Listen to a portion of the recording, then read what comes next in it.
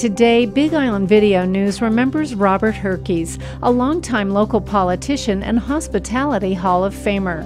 Herkes died this week at the age of 83.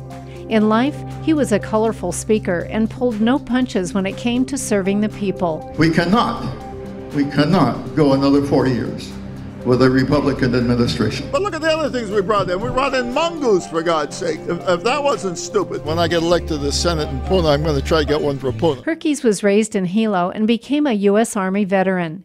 Decades ago, he worked as a hospitality industry executive at the Kona Surf Hotel, the Nani Loa in Hilo, and Coconut Island Resort. We went back in time. All incoming guests were greeted with a flower lei by a Hawaiian hostess in the lobby.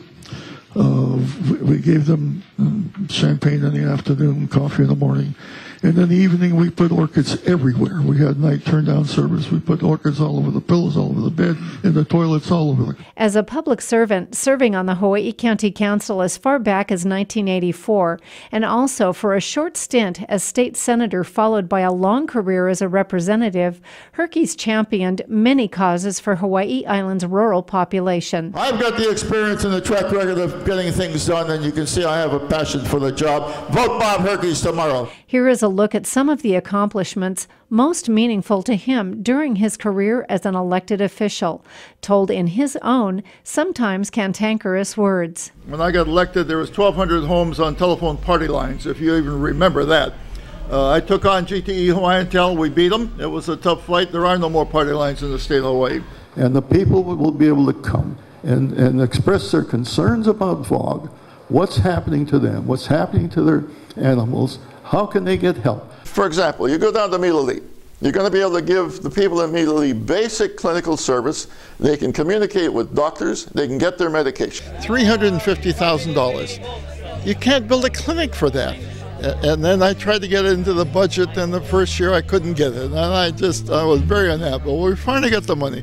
But we had obstacle after obstacle. The last 2 sessions, I spent an awful lot of time on mortgages. I have a cousin in South Point. She had been paying her mortgage for years. Somebody showed up at the front door one day and says, I bought this home yesterday at auction. She didn't know anything about it. It turns out that the mortgage company that she'd been paying the money to had gone broke. Nobody bothered to tell her. She didn't know anything about the auction. And I co-authored Act 48 and the one that was just passed, signed by the governor a few weeks ago. We met for hours and hours and hours with the judiciary, with the Department of Commerce and Consumer Affairs, with people from the Mortgage Task Force, with the bankers. As a result of that, we've kept thousands of people still in their homes in Hawaii. Foreclosures are down 52%.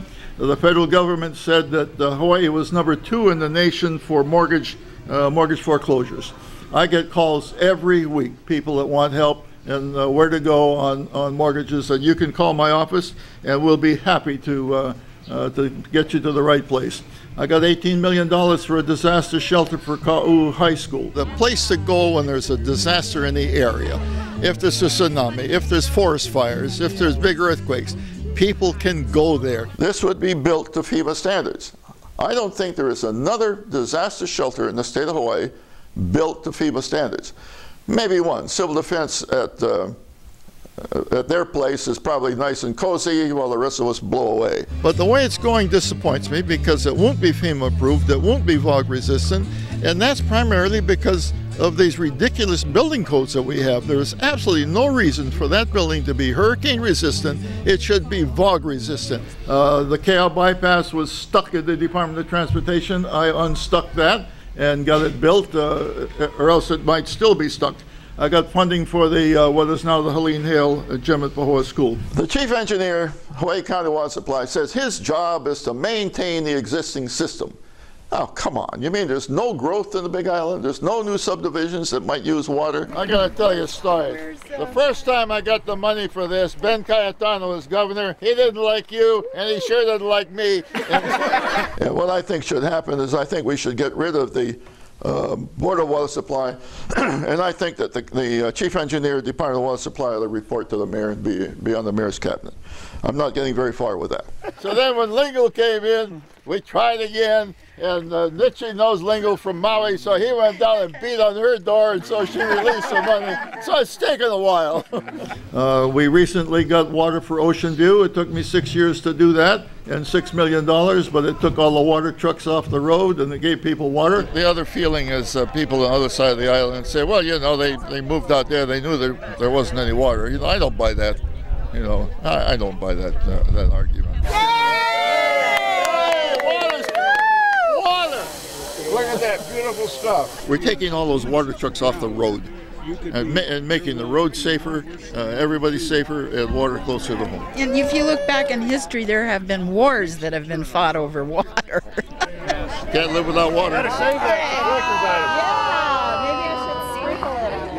Herkes is survived by his wife Joanna, sons Bobby, Ken, and Doug, granddaughter Sarah, brother John Herkes, and sister Jana Herkes. Services will be held at Dodo Mortuary on Saturday, September 27th, 2014. Back in time. I want to roll back. There actually is some water here.